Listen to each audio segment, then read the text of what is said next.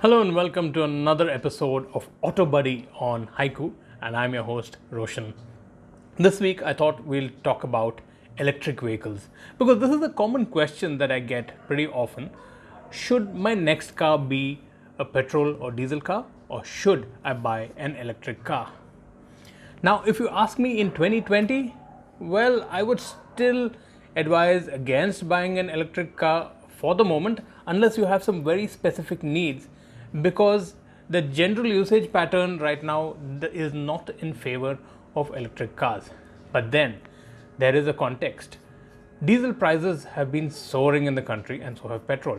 In fact, Delhi, diesel is more expensive than petrol now.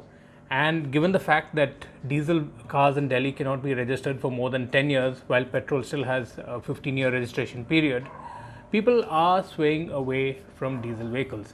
So now the choices left are either petrol, CNG, LPG, or electric. How many electric cars do we have in the country at the moment? Well, a handful. The more popular ones, at least the ones which longer range, include the MG ZS EV, the Tata Nexon EV, and the Hyundai Kona. Now, these all have a range of over 300 kilometers per charge. You also have the Tata Tigor EV and the Mahindra e-Verito, which are priced at around 12 lakh rupees each. And these don't have that much of a range, they only have up to 140 kilometers per charge. So they make sense for only city commutes and local usage.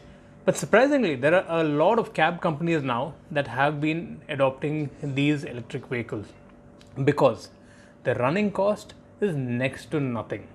Think of it this way: a unit of electricity is about 5 to 7 rupees.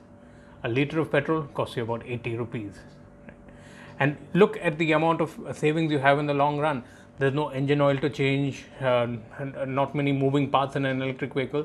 So even maintenance costs are far lower with an electric vehicle. However, if you look at the sales figures, last year there were not too many electric four-wheelers that were sold. In fact, the total number of electric cars that were sold in India was about 3,600. But if you compare that with the number of electric two-wheelers that were sold, that was about 1,52,000. So you can clearly see where the growth in electric vehicles is going to come from. It would be in the two-wheeler segment rather than the four-wheeler segment. There are some issues that we'll have to deal with when it comes to electric cars. One, people say the infrastructure is not in place. There are not enough charging stations. True. And the second thing is the time taken to charge an electric vehicle. Now, if you look at a Hyundai Kona or a MG ZS EV, and if you plug it into your regular household socket, it takes between 16 to 19 hours to charge from 0 to 100%. You also have DC fast chargers available. These are 50 kilowatt chargers which are set up at Hyundai dealerships, MG Motor dealerships, where you can go and charge the vehicle within an hour from 20% to 100%, or from 0 to 80%. However, these are few and far between. And given that you have a range of only about 300 kilometers per charge, the usage of electric vehicles is limited to cities largely, and you still cannot really do the intercity commute. And then there's the initial purchase price. Let's take the example of the Tata Nexon EV. The EV variant of the Nexon costs about 15 lakh rupees, while the topmost diesel variant is a shade under 13 lakh rupees. Yes, the price gap is now very, very close. So you could justify buying an EV, of course, to save the environment. But also the running costs do make sense now, especially with the gap narrowing. The thing is, you've got to look at the prices of batteries at the moment. Now, the per kilowatt hour price is about $196 at the moment per kilowatt hour when I'm talking about a lithium ion battery cell. Whereas a few years ago, it was close to $500 per kilowatt hour. And estimates say that by 2024, it would come down to about $94 per kilowatt hour. And that's probably an inflection point where you will see a higher offtake of electric vehicles, because the cost of electric vehicles will come down and be almost at par with an internal combustion engine vehicle. Another model that is being proposed is the battery swapping model.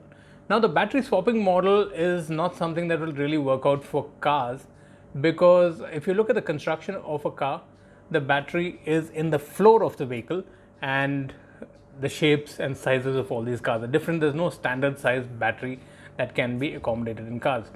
Secondly, removing that whole battery and replacing it with another battery would take a lot of time.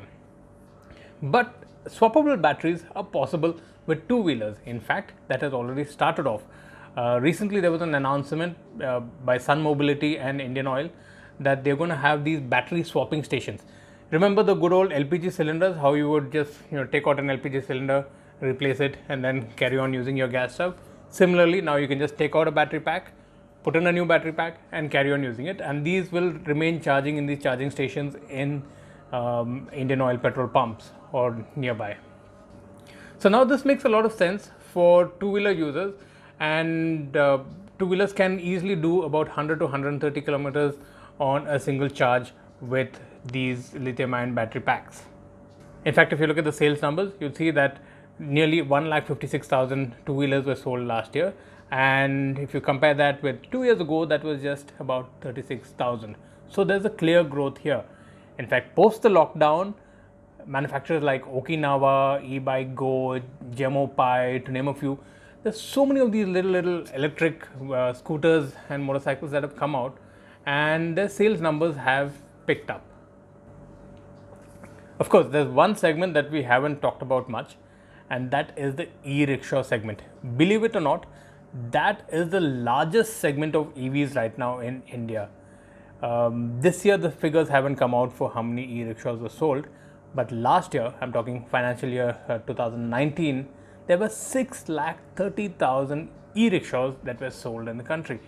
And if you go to any of the large metros and go into these crowded areas, now you would find that e-rickshaws are beginning to replace auto rickshaws in a lot of places because of the cheap running costs that e-rickshaws have. I think that is the future for electric vehicles. So if you're going to come back to that question, should you buy an electric car right now? I would say if your use case is only within the city, and if you're going to be driving only about 50 kilometers to 60 kilometers in a day, yes, you can invest in an electric car at the moment. However, if you're looking at commuting between cities, I still don't think it is a viable option at the moment. But with a lot of rental vehicles available, you can always buy an electric vehicle to just commute within the city. And on weekends, if you really need to head out of town, you could rent a car of your choice. That is a new business model that's emerging now.